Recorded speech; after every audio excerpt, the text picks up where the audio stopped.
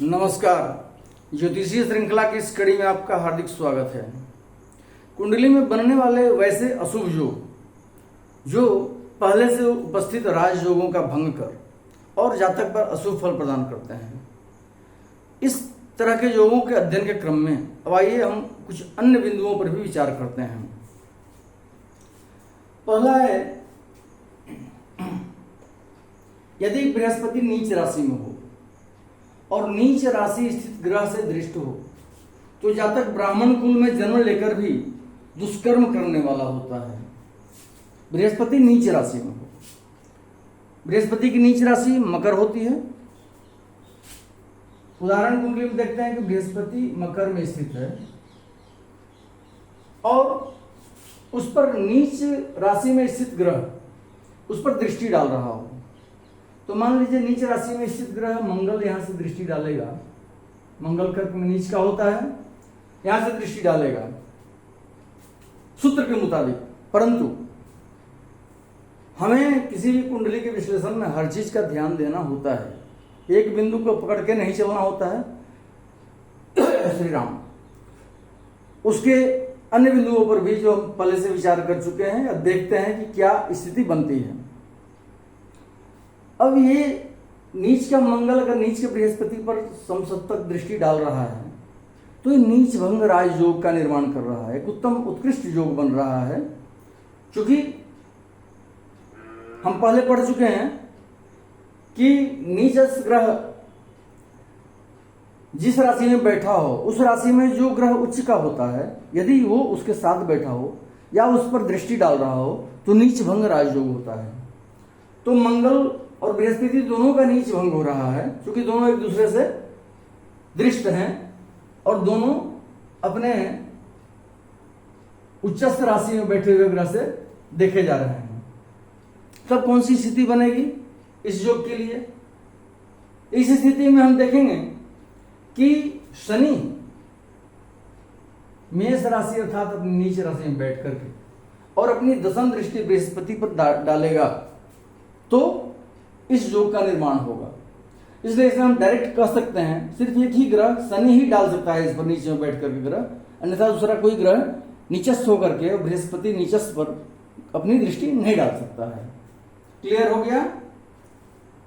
तो यदि बृहस्पति नीच राशि में हो और नीच राशि स्थित ग्रह से दृष्ट हो तो जातक ब्राह्मण कुल में जन्म लेकर के भी दुष्कर्म करने वाला होता है। अब इसी चीज को सर्वार्थ चिंतामणि है कहा गया है कि बृहस्पति अपने नीच नवांश में हो या नीच ग्रह से युक्त हो तो द्विज होकर चंडाल का कर्म करता है। बृहस्पति अपने नीच नवांश में हो, मान ले नीच राशि के नवांश में होता है, मकर राशि के नवांश में हो और नीचस्थ ग्रह या नीचस्थ ग्रह के साथ बैठा हो, तो मान लीजिए शनि के साथ यहाँ पे नीचस्थ ग्रह शनि है, उसके साथ बृहस्पति बैठा हो, इस स्थिति में भी इस योग का निर्माण होता है और जातक द्विज कुल में जन्म लेकर के भी चंडाल कर्म करने वाला होता है। अगला पॉइंट है, यदि चंद्रमा और लग्नेश सूर्य के साथ हो और शनि से दृष्ट हो तो जातक निद्रालु होता है। निद्रालु मतलब निद्रा प्रिय या अधिक सोने वाला। चंद्रमा और लग्नेश सूर्य के साथ हो, मान लो सूर्य कहीं पर बैठा हुआ है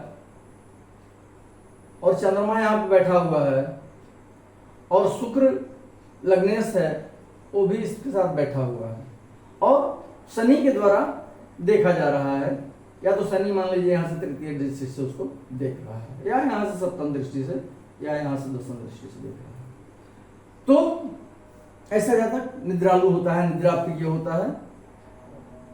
सोचने वाली बात है कि सूर्य के साथ जब कोई ग्रह बैठता है तो वह अस्त की स्थिति में होता है।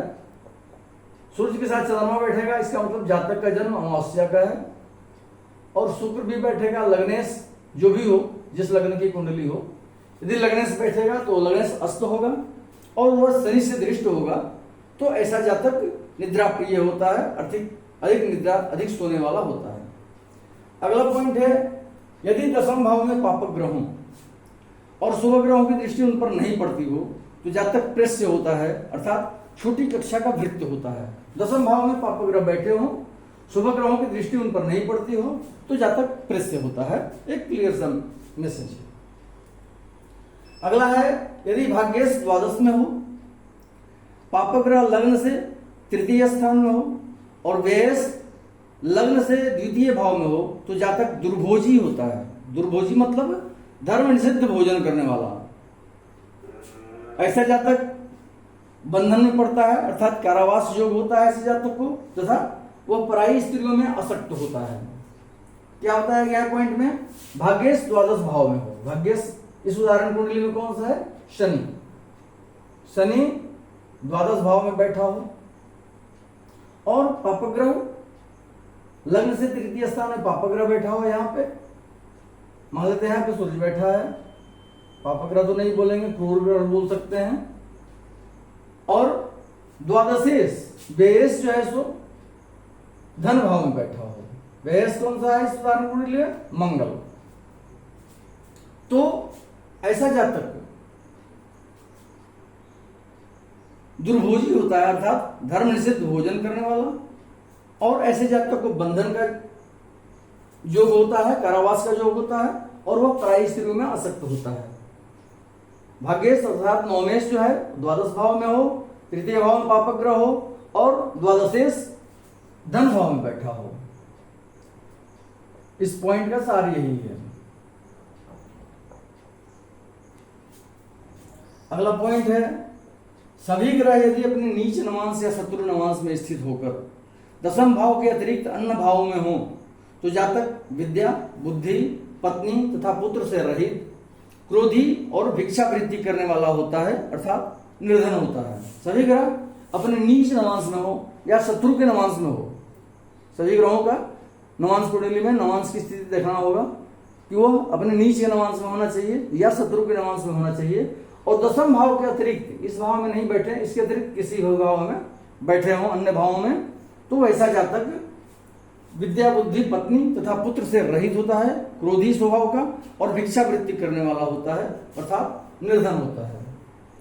अगला पॉइंट है यदि भाग्येश लग्न से द्वादश भाव में हो और दशम में चंद्रमा, दशम भाव में चंद्रमा और मंगल क्रूर ग्रह के साथ बैठे हों तो जातक प्रदेशवासी होता है। क्या है, भाग्येश लग्न से द्वादश भाव में हो। भाग्येश कौन सा है, शनि। लग्न से द्वादश भाव में यहां पे मान लेते हैं बैठा हुआ है। और दशम भाव में कौन है, चंद्रमा और मंगल। चंद्रमा और मंगल दशम भाव में बैठे हों और क्रूर ग्रह के साथ हों। अब क्रूर ग्रह में तो देख लीजिए इस उदाहरण कुंडली में शनि एक क्रूर ग्रह है जो कि भाग्येश होकर के द्वादश भाव में बैठ गया। मंगल एक क्रूर ग्रह है जो चंद्रमा के साथ बैठा हुआ है सूत्र के मुताबिक। तो बच गए सूर्य।